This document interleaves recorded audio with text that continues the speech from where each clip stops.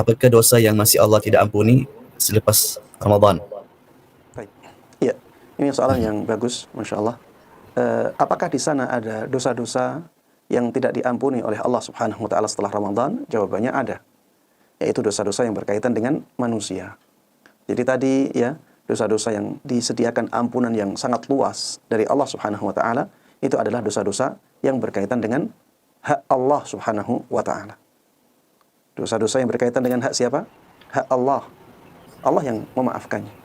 Adapun dosa-dosa yang berkaitan dengan hak manusia, maka pemaafannya dikembalikan kepada manusia.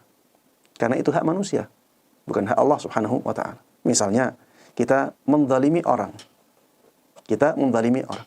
Di sini ada dua hak yang kita langgar. Hak yang pertama adalah hak Allah Subhanahu wa Ta'ala. Karena Allah melarang kita untuk melakukan kezaliman, dan kita ternyata melakukan kezaliman. Di sini larangan Allah kita langgar. Maka ada dosa kepada Allah Subhanahu wa Ta'ala. Ada juga dosa kepada Dia karena kita menzalimi Dia. Dia akhirnya merasa terzalimi, dan Dia merasakan kezaliman kita.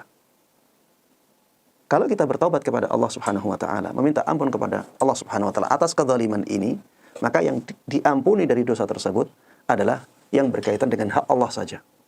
Adapun yang berkaitan dengan hak Dia, maka kita harus minta maaf kepada Dia. Mohon maaf, kemarin saya menzalimi antum, ya, menzalimimu. Ya, ini harus ada tindakan meminta maaf, ya, atau dia memaafkannya sendiri. Kalau tidak seperti ini, maka dosa ini akan terus ada, bahkan sampai hari kiamat nanti. Dan setiap orang akan menuntut haknya masing-masing. Kezaliman ini banyak ya macamnya. Ada ya kezaliman dengan lisan, ya kita menyakiti orang dengan lisan kita ghibah, ya kemudian kita memfitnah orang, ya, orang yang tidak melakukan keburukan kita katakan dia yang melakukannya, ya ini fitnah. Atau kita namimah, ya akhirnya menjadikan banyak orang terzalimi.